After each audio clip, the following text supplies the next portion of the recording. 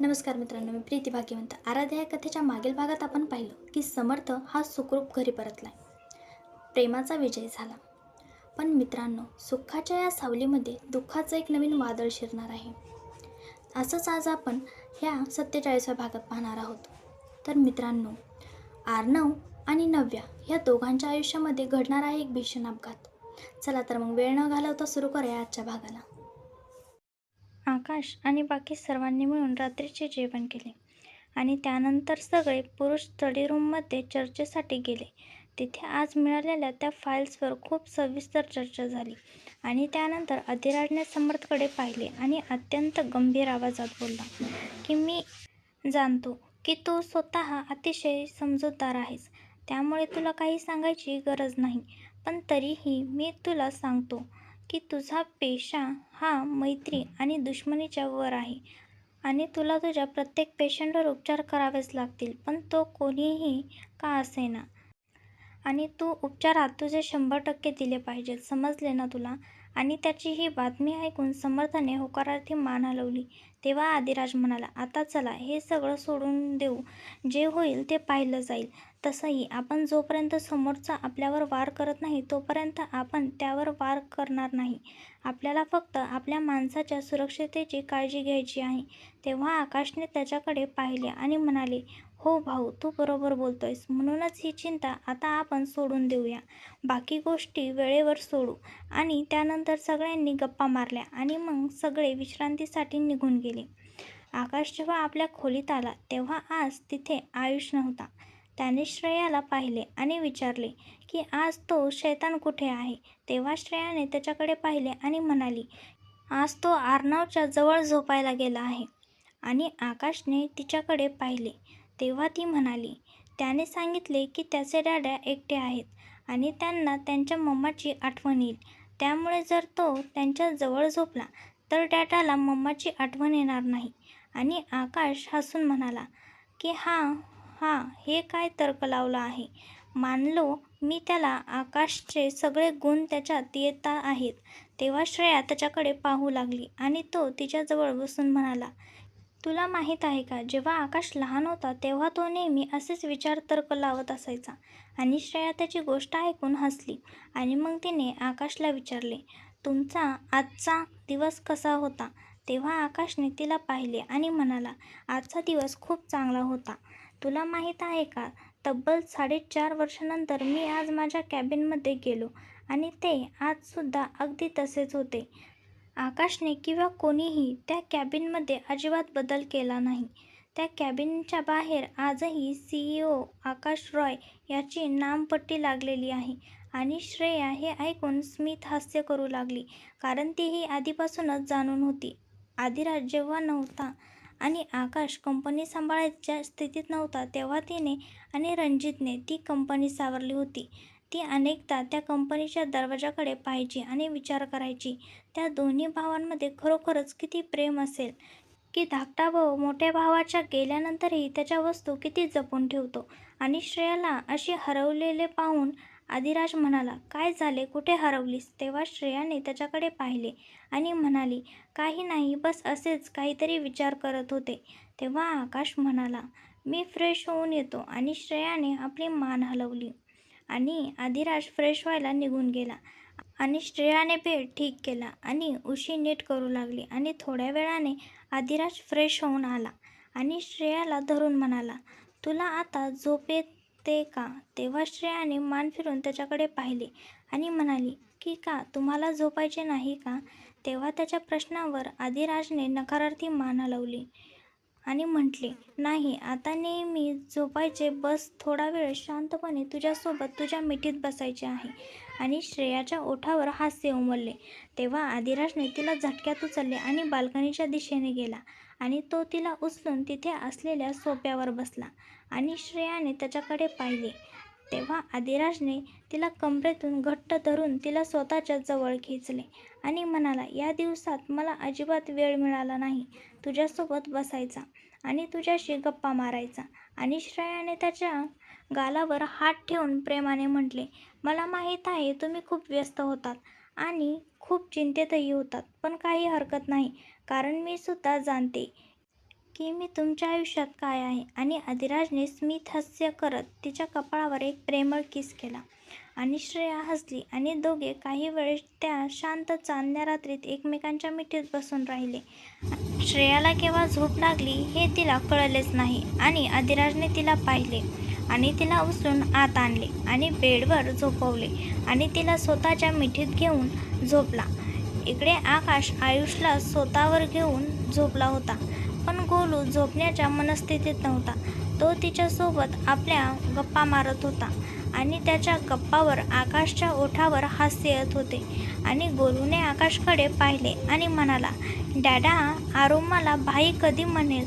तुम्हाला माहीत आहे मी मम्माशी बोललो आणि तिने सांगितले की आरूने तुम्हाला डॅडा म्हटले. तेव्हा आकाश त्याच्या डोक्यावर हात फिरवत म्हणाला की लवकरच बेटा, आता ती 1 वर्षाची व्हायला आली आहे, त्यामुळे ती आता हळूहळू बोलायला शिकेल. जसे तिने डॅडा म्हणले शिकले तसेच ती मम्मा आणि भाई म्हणायलाही शिकेल. तेव्हा गोलू आनंदाने म्हणाला, खरंच डॅडा? तेव्हा आकाशने हसून त्याच्या कपाळावर किस घेतला आणि म्हणाला, अगदी खरं बेटा. आणि दोघंही गप्पा मारत झोपी गेले. इकडे रात्रीचे साधारण 2:30 वाजले असताच नव्याला जाग आली. तिला खूप बेचैनी जाणवत होती.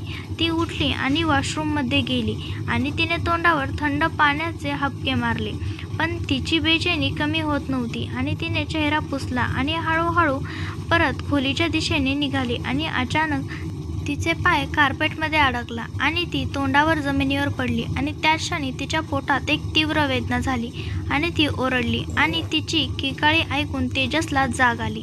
तेव्हा समोर नव्यावर त्याची नजर पडली, जी वेदनेने जमिनीवर पडली होती आणि कळवळत होती.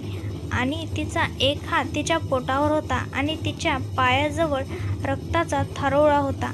आणि तेजसची डोळे विस्फारले आणि तो झटकन तिच्या जवळ गेला आणि तिला आपल्या मिठीत उचलले. आणि नव्या रडत रडत म्हणाली, आपले बाळ. तेव्हा तेजसने डोळे पाणवले, पण या क्षणी त्याच्यासाठी नव्या खूप महत्त्वाची होती आणि तो तिला घेऊन घरातील मिनी हॉस्पिटलच्या दिशेने धावला. आणि त्याने समर्थला हाक मारली आणि त्याची आवाज ऐकून सगळे जागे झाले. आणि समर्थने जेव्हा नव्याला तेजसच्या मिठीत पाहिले तेव्हा तो चक्रावून गेला आणि सगळे खाली आले होते. नव्याची अवस्था पाहून सगळे परेशान झाले होते आणि समर्थने नव्यावर उपचार सुरू केले आणि गायनोकॉलॉजिस्टला लवकरात लवकर घरी बोलवले.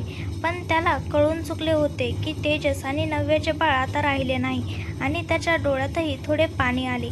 पण नियतीपुढे कोणाचे काही चालत नाही.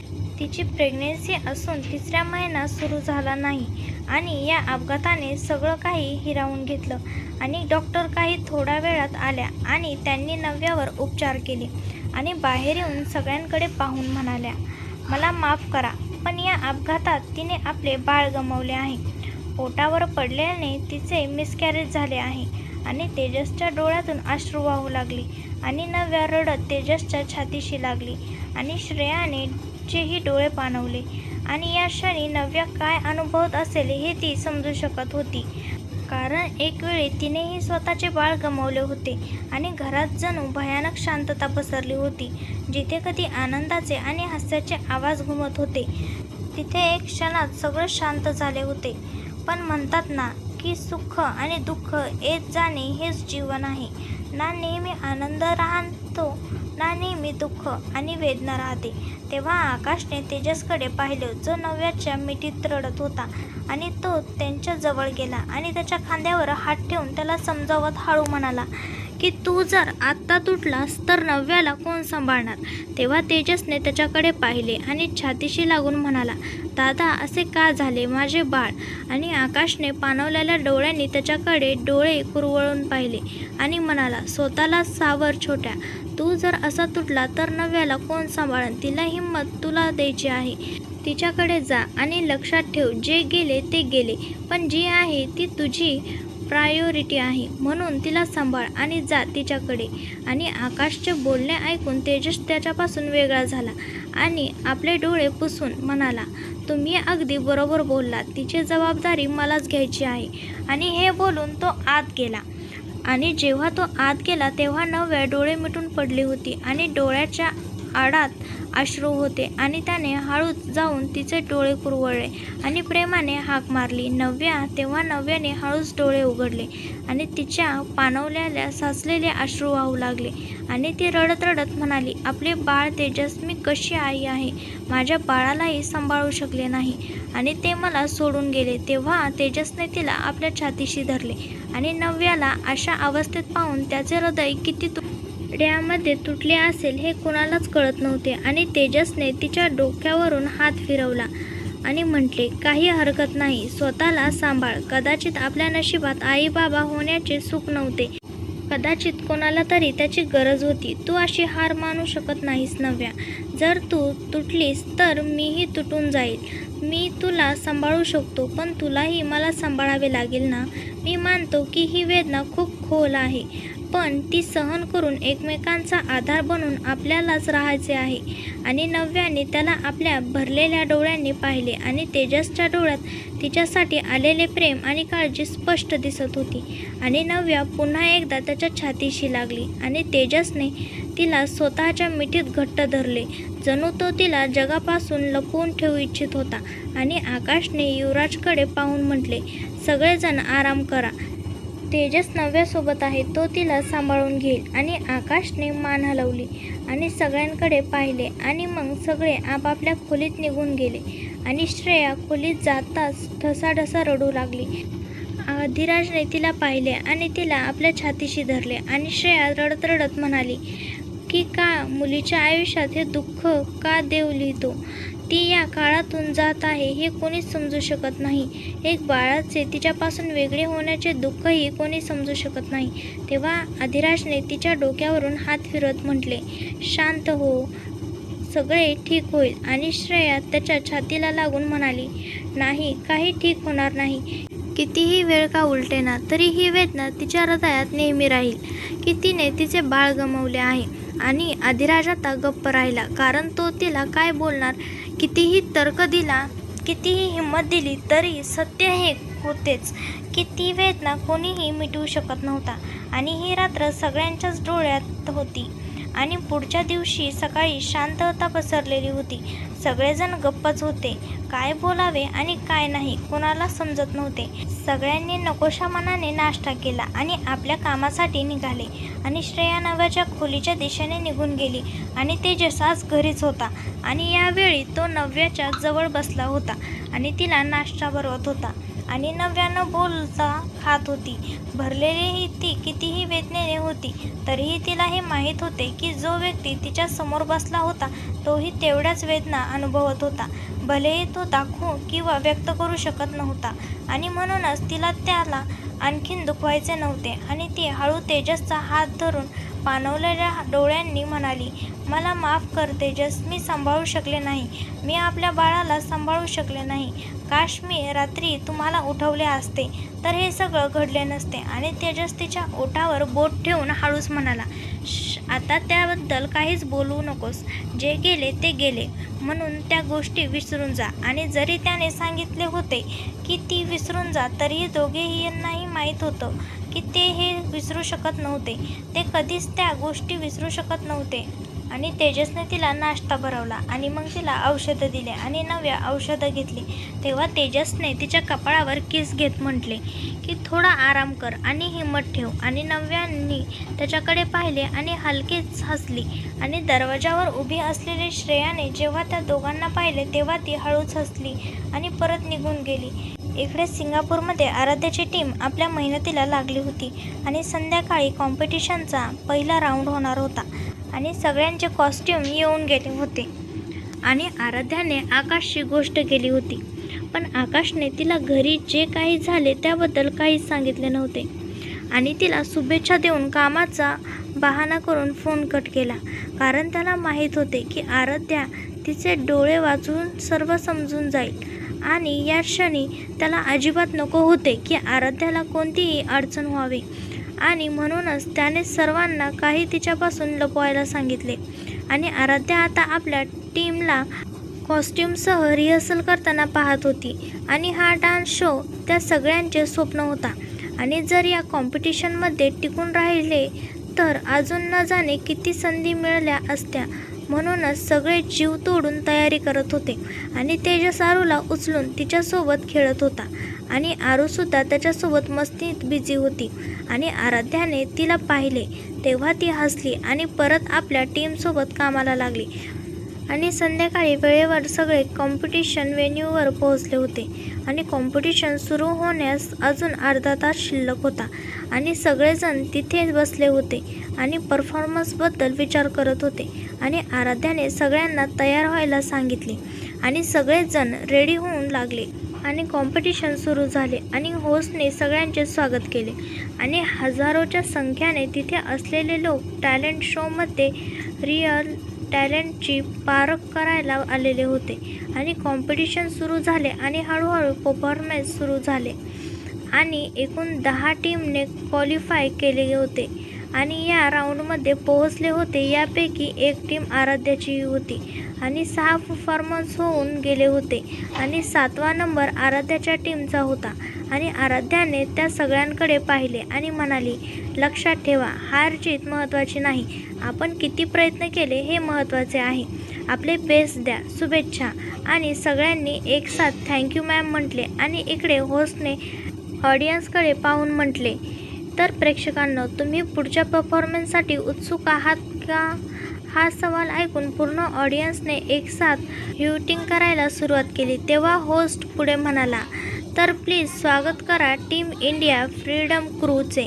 आणि त्यासोबत सर्व हॉलमध्ये टाळ्यांचा कडकडाट घुमू लागला आणि पूर्ण टीम अनाउन्समेंटच्या साथच स्टेजवर पोहोचली आणि आराध्याने डोळे बंद करून हात जोडले, आपल्या आईच्या आणि देवाला आठवले आणि मग परफॉर्मन्स पाहू लागली आणि सगळ्यांनी आपली पोझिशन घेतली आणि जसं गाण्याचा प्ले झाला तसा स्टेजवर जादू विखरायला सुरू झाली आणि प्रत्येकजण डोळ्याची पापणी न लावता त्यांच्या डान्सकडे पाहतच होता. 15 लोकांच्या ग्रुपमध्ये प्रत्येक स्टेप नीट आणि क्लीन असते हे कोणीच विचारही करू शकत नव्हते. प्रत्येक लिफ्ट आणि मूव सब ॲक्युरेट होता आणि प्रत्येकजण डोळे फाडून समोर चालू असलेल्या परफॉर्मन्सकडे पाहत होता आणि त्या 3 मिनिटांचा परफॉर्मन्स जेव्हा संपला तेव्हा एक क्षणासाठी सगळीकडे शांतता पसरली होती आणि पुढच्या क्षणी टाळ्याचा आवाज सर्वत्र होता आणि होस्टने त्या सगळ्यांचे अभिनंदन केले आणि पुढच्या परफॉर्मन्सकडे वळाले आणि पूर्ण टीम जेव्हा बॅकस्टेजवर आली तेव्हा सगळ्यांनी धावून आराध्याला मध्ये घेतले आणि एक ग्रुप हग केला आणि सगळ्यांच्या ओठावर हसू होते. त्यांना आता कोणताही फरक पडत नव्हता की ते जिंकणार आहे की नाही, पण त्या सगळ्यांनी आराध्याचे बोलणे अंमल केले होते आणि आपले 100% दिले होते आणि आता निकाल जो काही असेल त्याचा त्यांना कोणताही मलाल राहत नव्हता. आणि आराध्याने सगळ्यांकडे पाहून म्हटले की शबाश आणि सगळ्यांनी हसले आणि त्यांच्या परफॉर्मन्सनंतर 3 परफॉर्मन्स अजून झाले आणि त्यानंतर बारी आली निकाल जाहीर करण्याची आणि जसं ठरले होते आज या राऊंडमधून 3 स्पर्धक परत जाणार होते आणि सगळे स्पर्धक स्टेजवर उभे होते आणि सगळेजण निकाल जाणून घ्यायला उत्सुक होते आणि होस्टने निकाल जाहीर करायला सुरुवात केली आणि म्हणाला, इथे फक्त 7 स्पर्धक पुढे जाणार आहेत आणि बाकी 3 लोकांना परत फिरावे लागेल. आणि हे बोलून तो एक क्षणासाठी थांबला आणि मग पुढे म्हणाला की तर निकाल या प्रकारे आहे. मग त्याने निकाल जाहीर करायला सुरुवात केली आणि 5 स्पर्धकांची नावे जाहीर केली गेली होती आणि बाकींच्या 5 टीममध्ये जण स्वतःच्या निवडीच्या आशेने प्रार्थना करत होता आणि होस्टने 6व्या स्पर्धकाचे नाव जाहीर केले आणि म्हटले की 6वा स्पर्धक सांगू शकत नव्हता. प्रत्येक लिफ्ट आणि मूव सब ॲक्युरेट होते आणि प्रत्येकजण डोळे फाडून समोरच चालू असलेल्या परफॉर्मन्सकडे पाहत होते आणि त्या 3 मिनिटाचा परफॉर्मन्स जेव्हा संपला तेव्हा एक क्षणासाठी सगळीकडे शांतता पसरली होती आणि पुढच्या क्षणी टाळ्याचा आवाज सर्वत्र होता आणि होस्टने त्या सगळ्यांचे अभिनंदन केले आणि पुढच्या परफॉर्मन्सकडे वळाले आणि पूर्ण टीम जेव्हा बॅकस्टेजकडे आली तेव्हा सगळ्यांनी धावून आराध्याला मध्ये घेतले आणि एक ग्रुप हग केला आणि सगळ्यांच्या ओठावर हसू होते. त्यांना आता कोणताही फरक पडत नव्हता की ते जिंकले आहेत की नाहीत, पण त्या सगळ्यांनी आराध्याचे बोलणे अंमल केले होते आणि आपले 100% दिले होते आणि आता निकाल जो असेल त्याचा त्यांना कोणताही मलाल राहणार नव्हता. आणि आराध्याने सगळ्यांकडे पाहून म्हटले की शबाश आणि सगळे हसले आणि त्यांच्या परफॉर्मन्सनंतर 3 परफॉर्मन्स अजून झाले आणि त्यानंतर बारी आली निकाल जाहीर करण्याची. आणि जसं ठरले होते, आज या राऊंडमधून 3 स्पर्धक परत जाणार होते आणि सगळे स्पर्धक स्टेजवर उभे होते आणि सर्वजण निकाल जाणून घ्यायला उत्सुक होते. आणि होस्टने निकाल जाहीर करायला सुरुवात केली आणि म्हणला की इथे फक्त 7 स्पर्धक पुढे जाणार आहे आणि बाकी 3 लोकांना परत फिरावे लागेल. आणि हे बोलून तो एक क्षणासाठी थांबला आणि मग पुढे म्हणाला की तर निकाल अशा प्रकारे आहे. आणि मग त्याने निकाल जाहीर करायला सुरुवात केली आणि 5 स्पर्धकाची नावे जाहीर केली होती आणि बाकीच्या 5 टीम प्रत्येकजण स्वतःच्या निवडीच्या आशेने प्रार्थना करत होती. आणि होस्टने 6व्या स्पर्धकाचे नाव जाहीर केले आणि म्हटले की आणि 6वा स्पर्धक किंवा टीम जे पुढच्या राऊंडमध्ये जाणार आहे ते आहे टीम फ्रीडम क्रू. आणि त्याचसोबत पूर्ण टीमने एक ग्रुप हग केला आणि त्यानंतर होस्टने शेवटच्या स्पर्धकाचे नाव घेतले आणि बाकीचे 3 स्पर्धक कॉम्पिटिशनच्या बाहेर झाले होते. आणि होस्टने सगळ्यांचे आभार मानले आणि पहिला राऊंड संपला आणि पूर्ण टीम खुश झाली होती. आणि आराध्याने आपल्या टीमला पाहिले आणि म्हणाली, शाबाश टीम, आता पुढचा राऊंड परवा आहे आणि म्हणूनच आपल्याला पुढच्या राऊंडचा परफॉर्मन्स तयार करायचा आहे आणि म्हणूनच तयार राहा मित्रांनो.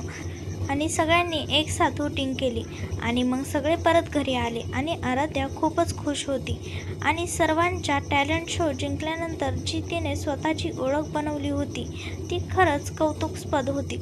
आणि आराध्याने घरी पोहोचताच आकाशला कॉल केला आणि आकाशने फोन पाहिला आणि फोनवर स्वतःच्या पत्नीचे नाव पाहून ओठावर हास्य आले आणि त्याने फोन उचलला.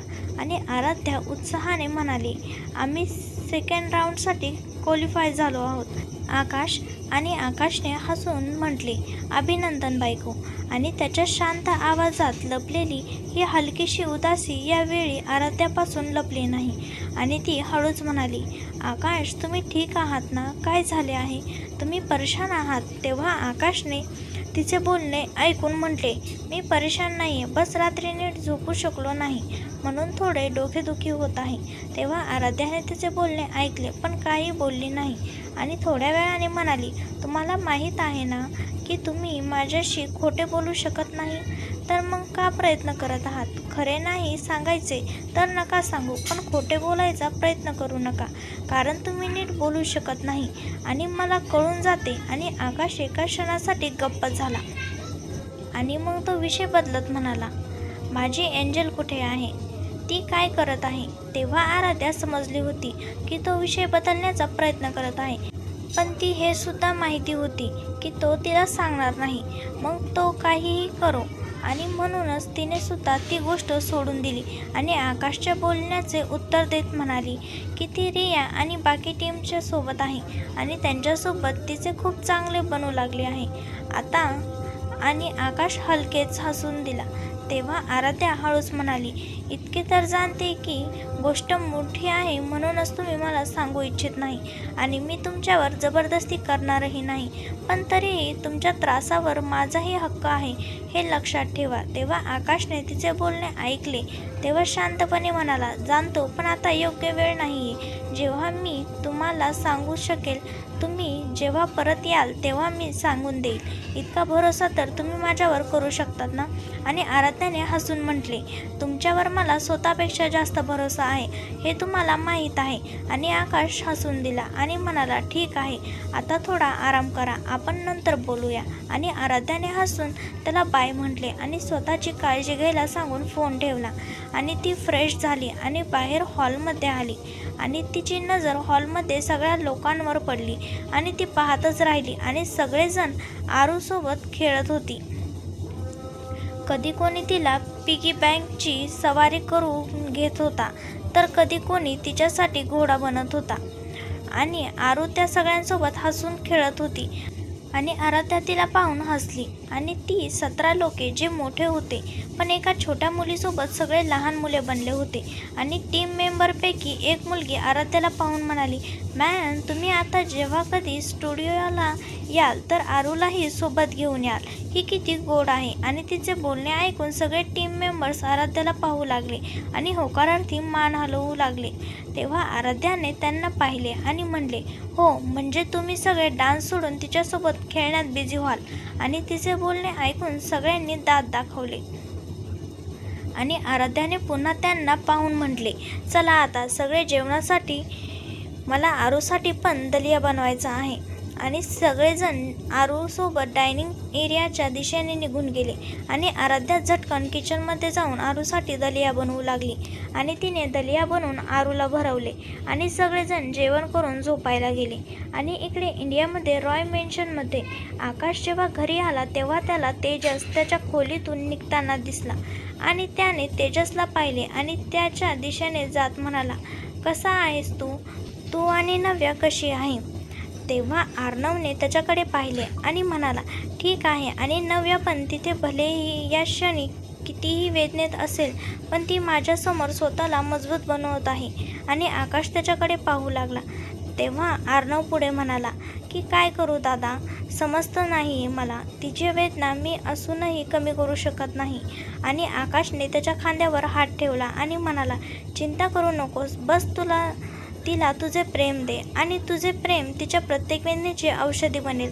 आणि अर्णवने हलकीच मान हलवली आणि आकाशही हलकेच हसून दिला. आणि आकाश फ्रेश व्हायला निघून गेला. आणि अर्णव किचनच्या दिशेने नव्यासाठी फळे आणायला निघून गेला. आणि सगळेजण फ्रेश होऊन जेवणासाठी आले. आणि नव्या खोलीतच होती आणि अर्णव तिच्या जवळच होता. आणि नव्याने त्याच्याकडे पाहिले आणि म्हणाली, अर्णव, मला खाली जायचे आहे, सगळ्यांच्या जवळ. आणि अर्णव तिच्याकडे पाहू लागला. तेव्हा नव्या म्हणाली, इथे राहिले तर तेच सगळं आठवेल, सगळ्यांच्या सोबत राहिले तर मन लागेल. आणि अर्णवने हळूच मान हसून हलवली आणि तिला आधार देऊन उभे केले. आणि हळूच तिला घेऊन बाहेरच्या दिशेने निघाला. आणि तो तिला घेऊन बाहेर आला. तिला पाहून श्रेयाही झटकन नव्याच्या दिशेने गेली.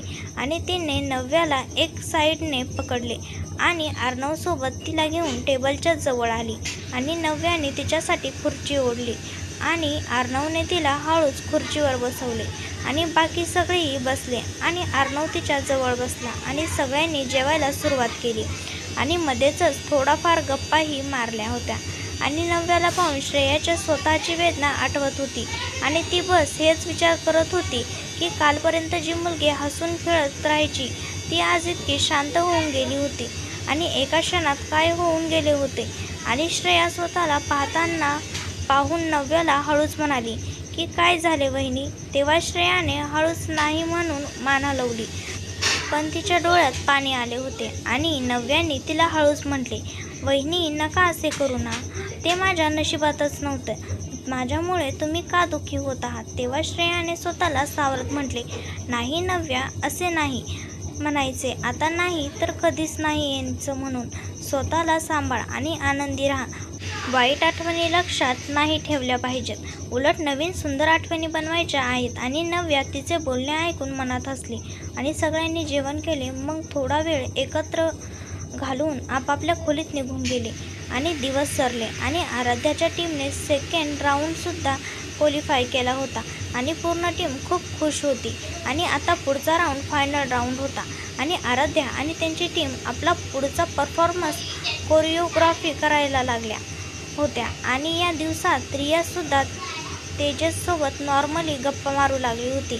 आणि आता ती त्याच्यासोबत रागवून वागत नव्हती. आणि तेजससुद्धा तिच्यासोबत एक चांगल्या मित्राप्रमाणे राहू लागला. आणि नव्यासुद्धा काहीशी ठीक होती. आधीपेक्षा तिच्या तब्येतीत सुधार होता. आणि तिची फिजिकल आणि मेंटली हेल्थ काळजी अर्णव चांगल्या प्रकारे घेत होता. आणि आकाश आणि युवराज आरामात आपले ऑफिसला सावरत होते. आणि इकडचे नाही तर आत्तापर्यंत मिस्टर स्टीफन शांत बसलेला होता, तर ते सुद्धा बऱ्याचपैकी शांत होते. पण रणजितची माणसे प्रत्येक वेळी त्यांच्यावर नजर ठेवून होते. आणि सोबतच एक टीम 7 शोधण्यात लागली होती. आणि एके दिवशी समर्थच्या हॉस्पिटलमध्ये तो राऊंडवर होता आणि तो चिल्ड्रन वॉर्डमध्ये होता आणि सगळ्या मुलांचे चेकअप केल्यानंतर तो त्यांना गोष्टी सांगत होता. आणि त्यांना पाहून तिथे नव्या आली आणि म्हणाली, डॉक्टर साहेब मोकळे आहात की नाही? आणि समर्थच्या सोबत सगळी मुले तन्वीच्या दिशेने धावली आणि तन्वी हसून त्यांच्यामध्ये बसली आणि त्यांना चॉकलेट देऊ लागली. आणि समर्थने तिला पाहून म्हटले, हे नियमाच्या विरोधात आहे मिसेस. आणि तिच्या बोलण्यावर तन्वीने डोके वर करून त्याच्याकडे पाहिले आणि हसून उठत त्याच्याकडे जाताना मोठ्या आदराने म्हणाली की माझ्यासाठी इथे कोणतेही नियम नाहीत. आणि समर्थने तिला एक भवई उचवून पाहिले आणि म्हणाला, अच्छा. आणि असे बोलून त्याने सांगितले तेव्हा तन्वी हसून म्हणाली, मला कोणी काही सांगेल भला, कोणाची इतकी हिंमत? आणि समर्थने तिला पाहून हसून कमरेतून धरून पकडत आपल्या जवळ केले आणि म्हणाला, हे तर आहे. आणि सांगा आता इथे काय करत आहात तुम्ही? तन्वीने त्याच्याकडे पाहिले आणि म्हणाली, जेवणाची वेळ आहे डॉक्टर साहेब. आता तुम्ही तर मोकळे राहत नाहीत आणि ना तुमच्या सोबतच्या खाण्यापिण्याची काळजी घेत आहात. आणि म्हणूनच आता तुमची पत्नी आल्याच्या नात्याने हे सगळे कर्तव्य माझे झाले ना? आणि समर्थने तिला हसून पाहिले आणि म्हणाला की तुझ्या स्टार्टअपचे काय झाले? तेव्हा तन्वीने त्याचा हात पकडला आणि त्याला कॅबिनच्या दिशेने नेताना म्हणाली, त्याचेही काम चालू आहे आणि म्हणूनच तर मी तुझ्या आसपास फिरत राहते. नाहीतर नंतर मी बिझी होऊन जाईल आणि तुझ्यासोबत वेळ घालवू शकणार नाही. आणि हे बोलताना तिच्या आवाजात हलकीशी उदासी आली, जी समर्थने अनुभवलीही. आणि तो कॅबिनमध्ये पोहोचले तेव्हा तन्वी जेवण काढायला लागली आणि समर्थने तिला पाहिले आणि मनातल्या मनात स्वतःलाच म्हणाला, लग्न तर करून घेतले पण वेळ तुला देऊ शकलो नाही. तू तरीही माझ्यासाठी रोज जेवण घेऊन येतेस आणि उशीर आहे रात्री माझी वाटही पाहतेस. पण मी माझ्या कामात इतका गुंगलेलो आहे की तुला स्वतःचा थोडा वेळही देऊ शकलो नाही. पण स्वतःची ही चूक मी नक्की सुधारेल. आणि तो आपल्या विचारात होता की तन्वीला पाहून त्याच्या चेहऱ्यासमोर हात हलवायला लागली की कुठे हरवला डॉक्टर साहेब? जेवण करणार नाही का? थंड होऊन जाईल. आणि समर्थ हसून दिला आणि दोघांनी एकत्र जेवण केले आणि त्यानंतर तन्वी परत घरासाठी निघून गेली. तर मित्रांनो, आजच्या 47व्या भागात आपण पाहिलं की आर्नव आणि नव्याने आपलं बाळ गमावलेलं आहे. आणि या परिस्थितीमध्ये आर्नवने नव्याला खूप छान प्रकारे हाताळलं आहे. तिची परिस्थिती समजून घेतली आहे आणि खरंच आर्नवचं हे कार्य कौतुकास्पद आहे. तिकडे सिंगापूरमध्ये आराध्या ही आपले शिखर गाठत आहे, आपल्या विजयाचे शिखर गाठत आहे. आणि आकाशने ही इतकी मोठी बातमी तिच्यापासून लपवलेली आहे. तर मित्रांनो, काय होणार जेव्हा आराध्याला आर्नव आणि नव्याबद्दल कळेल? हे जाणून घेण्यासाठी कथेचा पुढील भाग नक्की पहा. मी प्रीती भाग्यवंत तुमची रजा घेते. भेटूया पुढील भागात. तोपर्यंत पाहत राहा आराध्या.